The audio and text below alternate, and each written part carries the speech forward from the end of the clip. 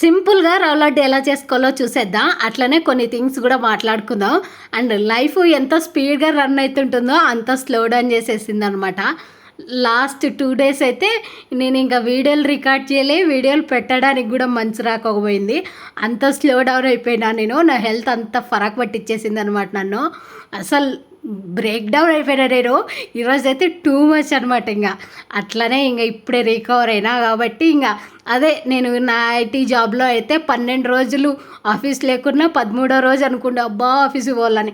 అట్లాంటిది ఒక్కరోజు వీడియో పెట్టకోకుండానే ఫీల్ అవుతానంటే ఐఎమ్ లవింగ్ మై జాబ్.